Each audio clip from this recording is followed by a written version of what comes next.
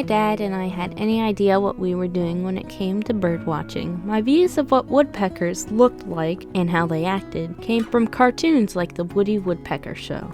Our first venture into bird watching, armed with an old pair of binoculars and a laminated folding card of Birds of Virginia, was at a park not far from home. We had no idea how to go about this new hobby and hadn't done the slightest bit of homework online as to how to get started. I had mentioned one day to my dad that I might like to try it, and that's all it took. He popped his head in my room a couple days later and said, "Let's go bird watching." So off we went. I mean, how hard could it really be, right? Turns out, pretty dang hard. When we got to the park, we quickly realized we didn't have the slightest clue how to begin. We looked around for a few minutes and saw absolutely nothing. We walked towards some trees and decided to just listen. Maybe we could actually hear the birds hiding among the branches or thick brush near the edge of the lake. I looked at my dad and asked, "There are birds here, right?" He just shrugged his shoulders and said, how was he supposed to know? So, we stopped talking and strained our ears to maybe hear what we couldn't see. Aside from kids screaming and hollering at the playground like some rabid hyenas and frisbee golfers whooping and hollering when they got their little frisbee in the metal chainy thing, we really didn't hear much in the way of birds chirping or singing. As we moved further away from the people wildlife, an unusual call came bouncing down from the tall pine trees just ahead.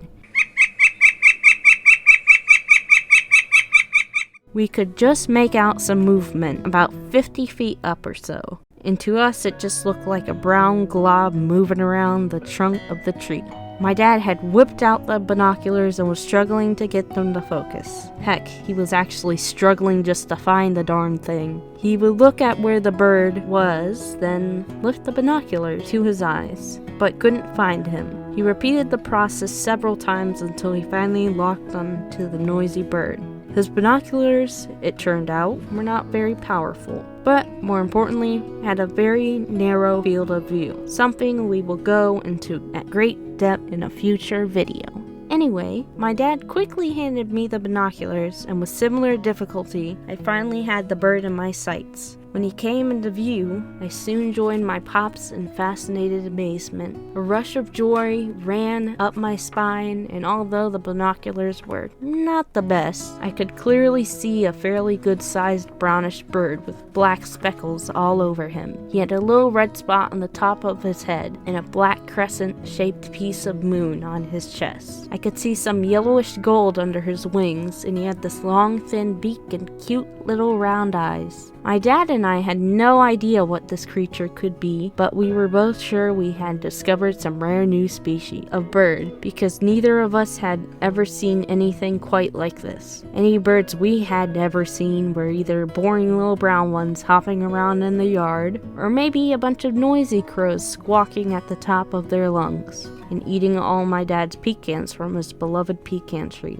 with those aggressive, dirty white seagulls pooping all over the car, begging for a french fry, or maybe a pickle from the cheeseburgers we had just bought at the drive-thru. Exotic birds, like the ones we were looking at, or the ones in my aviary back at home, only existed in exotic places, or the pet store near the mall. They certainly didn't exist in my boring neck of the country, or so we thought. At the time, we only had the one pair of binoculars, so while I described what I was seeing, my dad thumbed through the laminated guide and quickly found the bird we were currently gawking over. Seems he was actually pretty common, and a woodpecker, of all things, a northern flicker. My dad and I just looked at each other with goofy little smiles plastered ear to ear and knew we had just found something truly amazing. Not the flicker, actually, but something even more exciting. The hobby of bird watching, or birding, and we were absolutely hooked. My dad and I really hope you will join us on this amazing journey.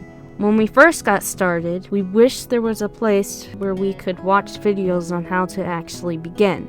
You know, where to go, what to look for when we got there, how to look at what we were looking for, and know what it was we were looking at. We wasted a lot of money on binoculars, cheap spotting scopes, field guides, and all the bird feeders and seed we bought, hoping to bring some of these cool birds to our backyard. So many mistakes and so many dollars and time wasted. We've watched hundreds of hours of videos online, and while there are really some interesting and helpful ones out there, Leslie the fellow bird nerd, shout out, we wanted to create a YouTube channel where a beginner could go and quickly get the best advice on how to start so they have the best first experience possible. Seeing that flicker as our first bird set the hook on our obsession. If we had just seen a robin or house sparrow at first, no offense, and didn't at least have those binoculars with us, I doubt we would have been infected so badly with the bird watching bug. So we hope you will watch a few of our videos, starting with bird watching basics, how to get started,